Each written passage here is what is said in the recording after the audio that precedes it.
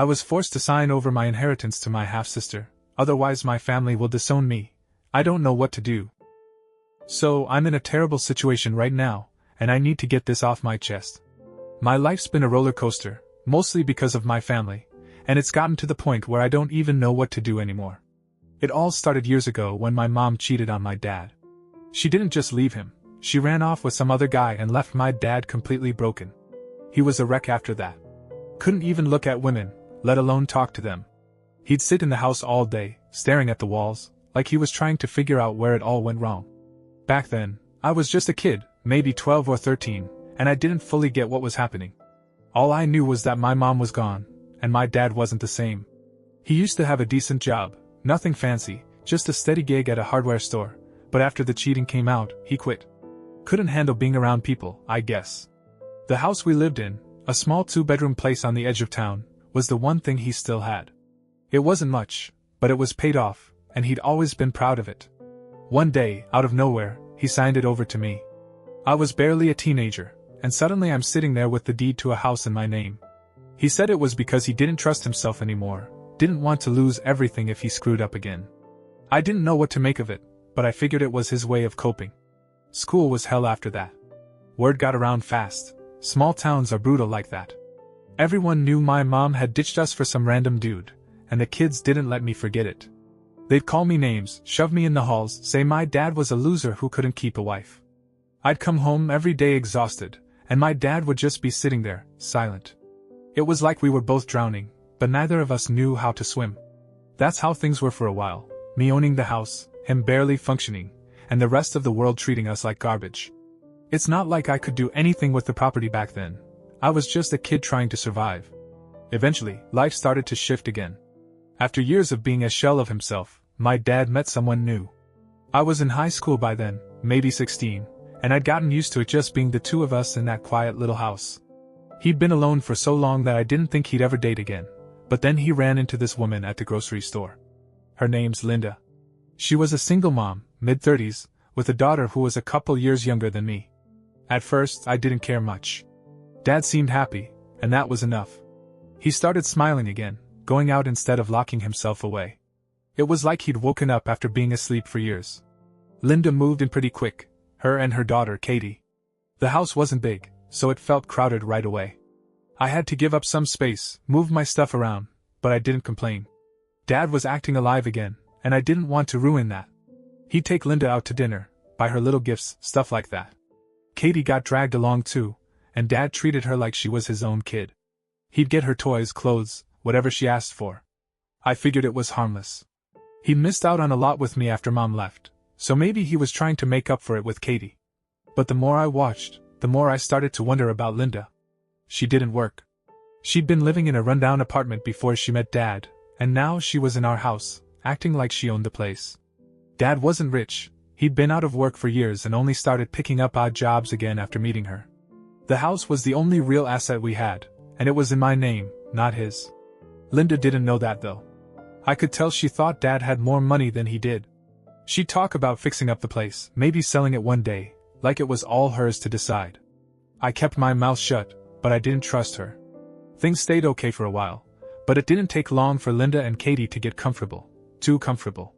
At first, it was small stuff. Linda would ask Dad to pick up groceries, even though he was already stretched thin with whatever cash he scraped together from odd jobs. Katie would whine about wanting new shoes or a phone, and Dad would cave every time. I'd watch him hand over what little he had, and they'd just take it without a second thought. I didn't say anything because I didn't want to rock the boat. Dad was happy, and I wasn't about to mess that up over a few bucks. But then the requests got bigger. Linda started talking about needing a car. Nothing fancy, she said, just something to get around. Dad didn't have the money for that, but he took out a loan anyway. Next thing I know, there's a used sedan parked in the driveway, and Linda's driving it like it's no big deal. Katie's demands ramped up too. She went from asking for clothes to wanting a whole new bedroom setup, bed, desk, the works. Dad couldn't afford that either, but he'd figure out a way, usually by working extra hours or dipping into savings he didn't really have. It was like they'd found a bottomless well, except it wasn't bottomless. It was just my dad's bank account. I started to see it more clearly then.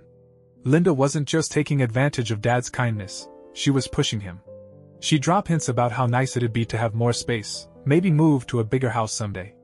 Katie would back her up, saying she hated sharing a room with me. The house we were in was small, sure, but it was ours. Well, mine, technically. Linda didn't know that part. She thought Dad owned it outright and that he was sitting on some kind of gold mine. I could tell she was working up to something bigger, and it didn't sit right with me. I kept quiet, but I was paying attention.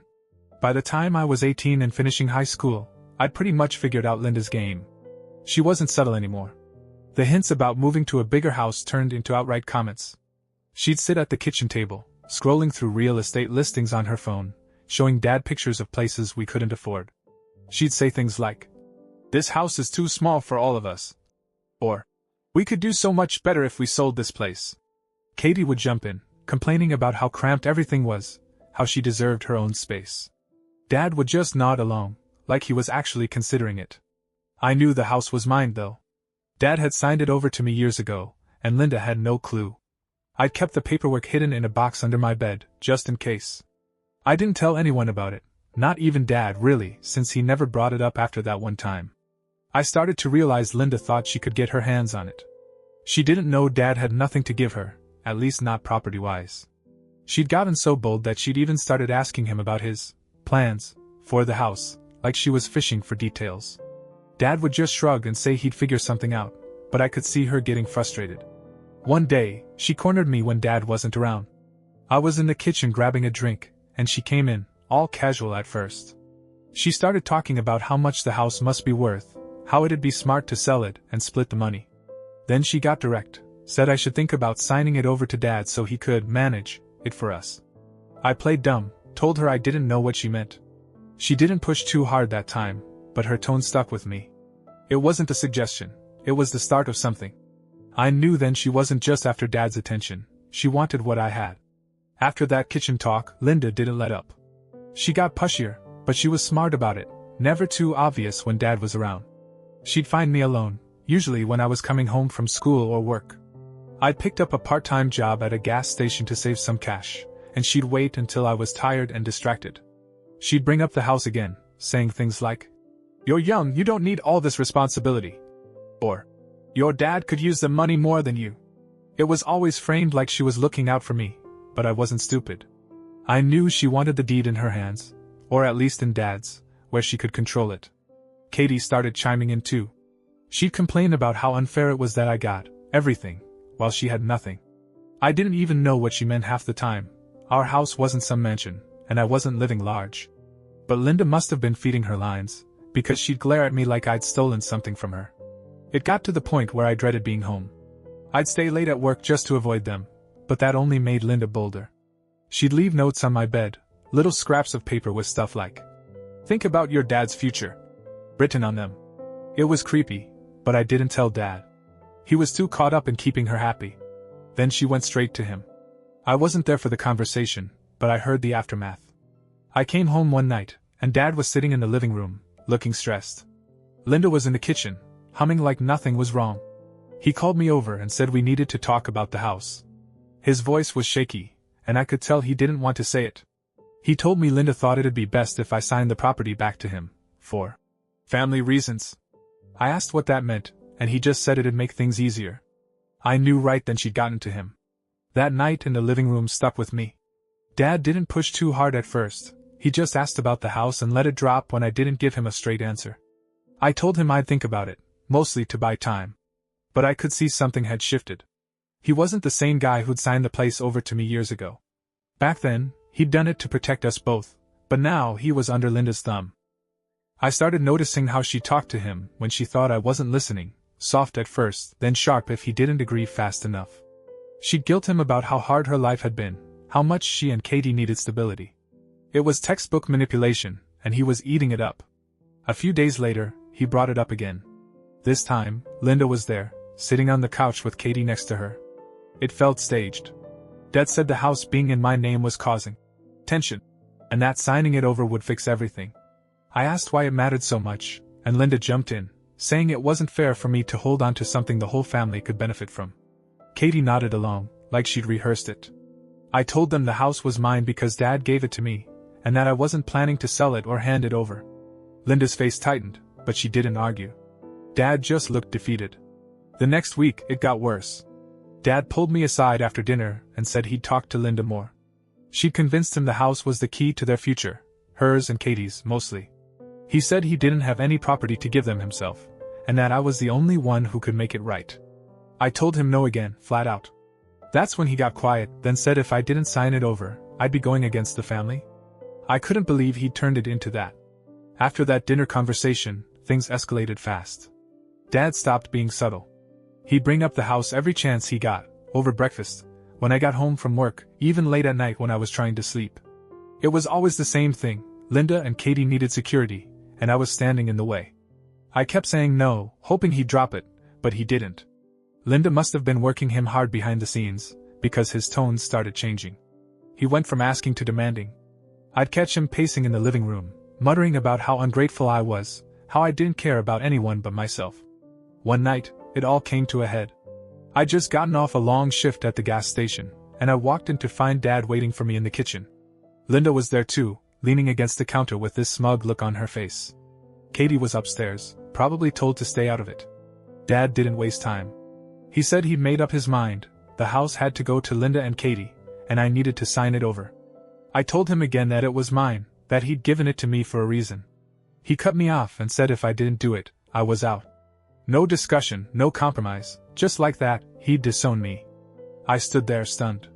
This was the guy who'd raised me, who'd fallen apart after Mom left, and trusted me with the one thing he had left. Now he was ready to toss me aside for a woman he'd known a few years and her kid. Linda didn't say much, just watched me like she'd already won. I told Dad I wasn't signing anything and walked out of the kitchen. He yelled after me that I had a week to decide, or I'd be gone. I locked my bedroom door that night, half expecting them to try something while I slept. That week after the ultimatum was brutal. I barely slept, just kept replaying Dad's words in my head. A week to decide, sign over the house or lose my family. I didn't even know what disowned meant in practical terms. Would he kick me out? Cut me off completely? The house was legally mine, so he couldn't force me to give it up, but he could make my life hell. And Linda was there every day, acting like nothing had happened. She'd cook dinner, chat with Dad, smile at me like we were all good. Katie kept her distance, but I'd catch her staring sometimes, like she was waiting for me to crack. I started looking into my options. The deed was still in that box under my bed, and I checked it to make sure everything was legit. It was my name, clear as day. I thought about talking to a lawyer, but I didn't have the money for that. My gas station job paid enough for basics, but legal stuff was out of reach. I even considered selling the house myself, taking the cash, and leaving, but that felt like letting Linda win.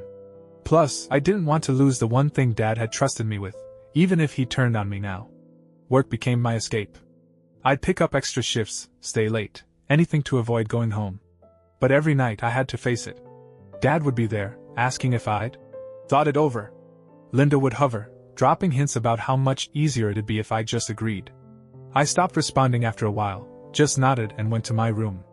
The deadline was closing in, 2 days left by then, and I still didn't have a plan. I'd lie awake, wondering if I could hold out, if Dad would really follow through. I didn't want to lose him, but I wasn't about to hand over everything to Linda either. The deadline came yesterday, and I'm still here, but I don't know for how long. Dad sat me down last night, same spot in the kitchen where he'd given me the ultimatum. Linda was there again, standing by the sink, watching. He asked one more time if I'd sign the house over. I said no, same as always. He didn't yell this time, just got real quiet, then said I'd made my choice. He told me I had until the end of the month to get out. That's 6 days from now.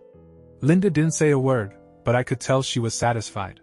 Katie wasn't around, probably already counting the rooms she'd take over once I was gone. I spent the night packing a bag, just essentials, clothes, my work stuff, the deed. I'm keeping that with me no matter what. The house is still mine, legally, and I'm not letting them trick me into giving it up. Dad's too far gone, though. He's not the guy who raised me anymore, he's just Linda's puppet now. I don't know if he'll ever see what she's doing, but I can't stick around waiting for him to figure it out. I've got enough saved from work to crash with a friend for a bit, maybe find a cheap place after that. The house stays in my name, I'll figure out what to do with it later. Right now I'm lost. I didn't think it'd come to this, my own dad choosing them over me. I keep wondering if I should have just signed it over, kept the peace, but that would have meant letting Linda win everything. I couldn't do it. So here I am, 19, about to be on my own, with a house I can't live in and a family I don't recognize. I don't know what my next move is, but I'm out of time to decide. That's where I'm at. Any ideas?